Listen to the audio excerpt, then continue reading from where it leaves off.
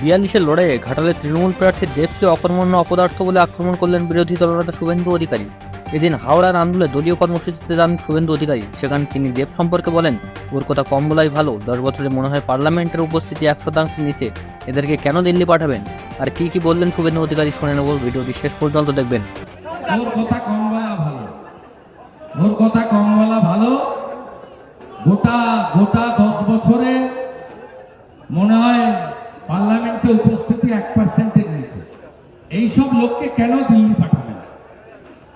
প্রসূন ব্যানার্জি পার্লামেন্টে কথা বলে না, কোশ্চেন অ্যান্সারে নেই, ডিবেটে নেই, বিলে নেই, কলিং অ্যাটেনশনে নেই, মন্ত্রীদের চিঠি লেখে না, প্রধানমন্ত্রী গঙ্গা ব্রিজ দিয়ে মেট্রো উদ্বোধনে আসেন, ওনাকে ডাকলে উনি আসেন না, নিজে করে না, অন্যকে করতে দেয় না।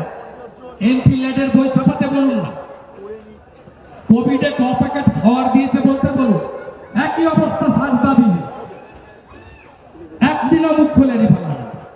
দীপক অধিকারীর অ্যাটেন্ডেন্স 10 বছরে 1%-এর নিচে।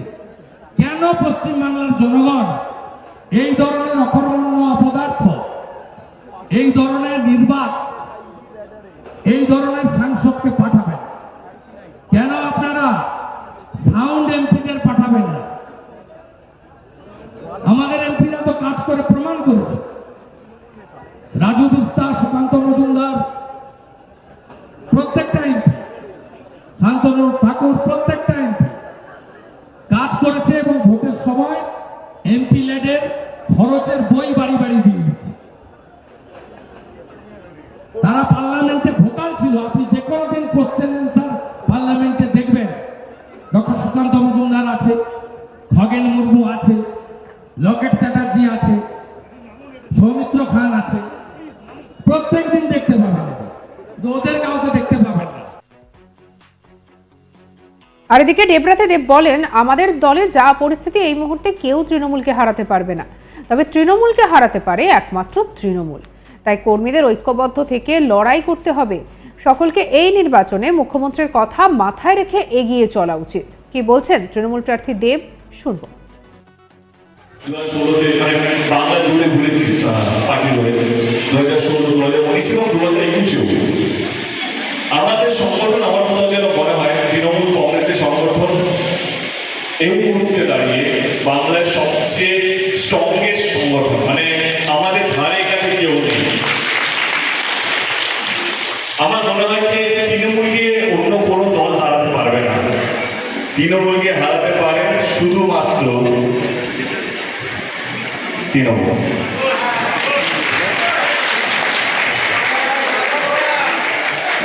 এটা আমি 2019-এ বুঝেছিলাম। কারণ আমাদের যেটা মনে হয় সবাই পোস্ট চায়, মানে নেতা হতে চায়, তারপরে সে হলো আমার লোক, ওর লোক, একটু বুঝেছি নেতা হলো পোস্ট চায়, পদ চায়, কিন্তু কর্মীগুলো শুধু সম্মান চায়। এইটা বুঝতে আমার বেশি ভালো লাগেনি। আপনারা শুধু সম্মান চান, আর কিছু না। দলের জন্য আপনারা জীবন দিয়ে দেবেন, উঠতে উঠতে আপনারা চান দিয়ে দেবেন যাতে আমি যেন জিততে পারি। এইটা নিয়ে আমার কোনো প্রশ্ন নেই।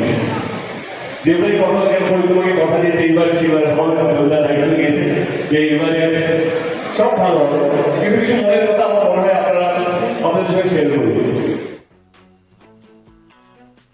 আর এদিকে এই সমস্ত কিছু বিষয়ের মধ্যে একেবারে রাজনীতির পারদ তুঙ্গে উঠেছে। আমরা জানি যে সামনেই লোকসভা ভোট, আর ভোটের আগে এই মুহূর্তে অন্যতম কিন্তু ভীষণই যদি গুরুত্বপূর্ণ কোনো লোকসভা কেন্দ্র বলা হয়, সেটা কিন্তু নিঃসন্দেহে ঘাটালকে বলা যেতে পারে।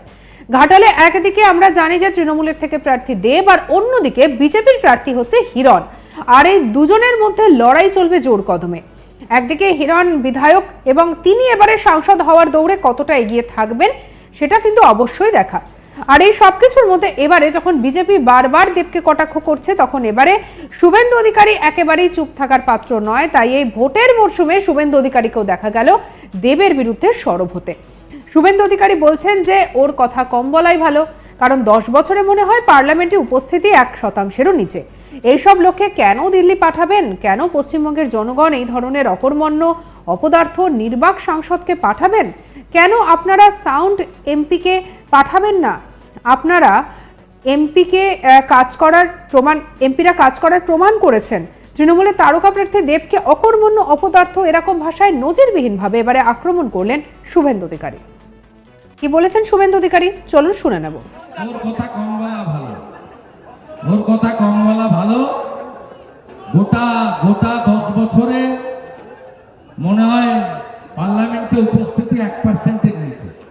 এইসব লোককে কেন দিল্লি পাঠাবেন? প্রসূন ব্যানার্জি পার্লামেন্টে কথা বলে না, কোশ্চেন অ্যান্সারে নেই, ডিবেটে নেই, বিলে নেই, কলিং অ্যাটেনশনে নেই, মন্ত্রীদের চিঠি লেখে না। প্রধানমন্ত্রী গঙ্গা ব্রিজ দিয়ে মেট্রো উদ্বোধনে আসেন, ওনাকে ডাকলে উনি আসেন না, নিজে করে না, অন্যকে করতে দেয় না।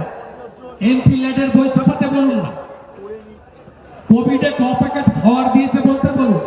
একই অবস্থা সাজদা বিলে, একদিনও মুখ খোলেনি পার্লামেন্ট।